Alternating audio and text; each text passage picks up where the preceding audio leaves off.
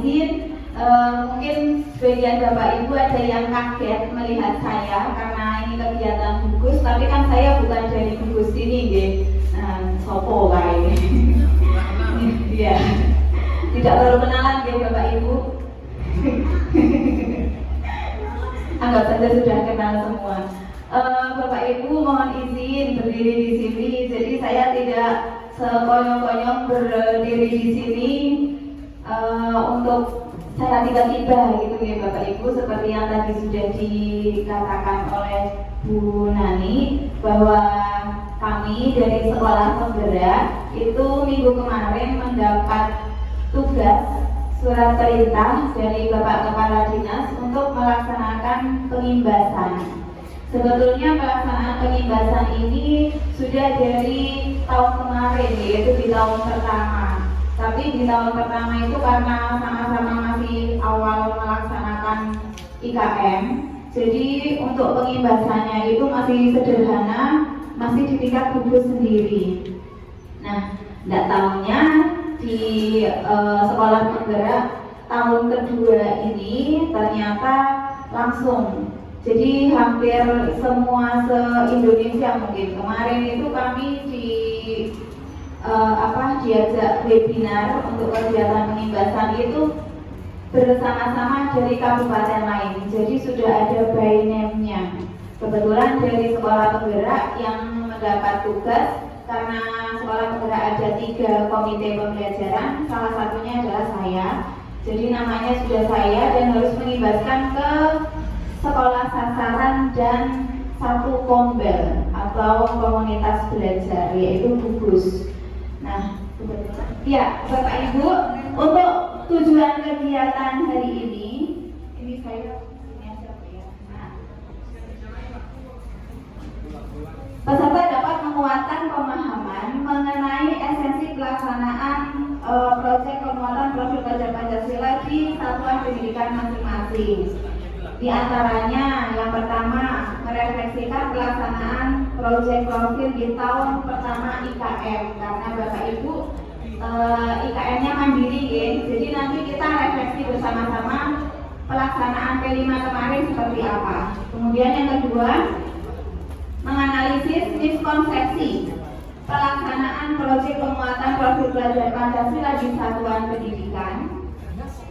Pasti saya yakin di sini banyak miskonsepsi yang kita temui. Nah, coba nanti Bapak Ibu miskonsepsi tentang P5 apa saja, silahkan dituangkan. Kemudian merancang asesmen proyek yang efektif menyasar profil pelajar Pancasila. Dan yang terakhir, mengoptimalkan kegiatan proyek penguatan profil pelajar Pancasila yang berdampak kepada murid.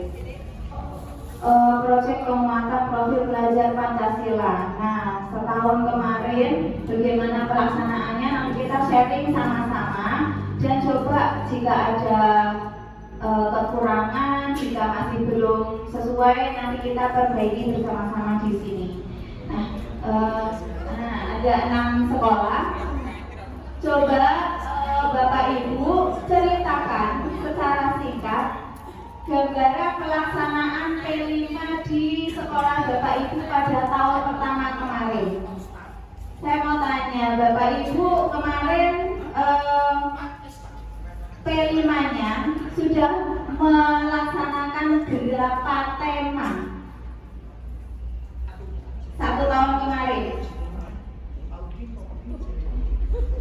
Berapa tema yang ditemukan selama proses persiapan dan pelaksanaan P5? Proses yang di kelas saya ini kan saya mengajar di kelas 4, karena kelas 4 yang tahun kemarin itu saya mengambil tema yang kewirausahaan termasuk ya masuk. Dari persiapannya itu anak yang begitu antusias, cuman kadang yang masih bingung itu tentang kedepannya, misalnya kewirausahaan.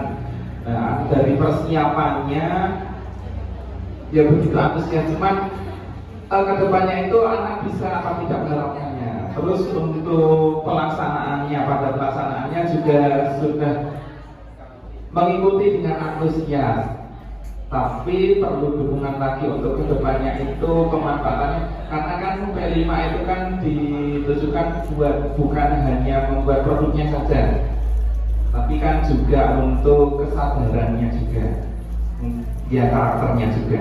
Mungkin dari saya itu. Project profil itu P5 ki apa toh? P5 itu campur dengan pelajaran atau tidak Bapak Ibu? Tidak ya, terpisah. Jadi P5 itu merupakan kegiatan kokurikuler berbasis project.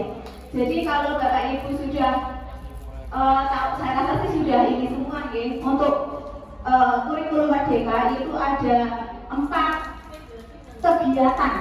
Yang pertama atau nyawanya IKM itu ada 4. Yang pertama ada kegiatan intrakurikuler, kokurikuler, kemudian ekstrakurikuler, dan yang terakhir budaya positif atau penanaman karakter.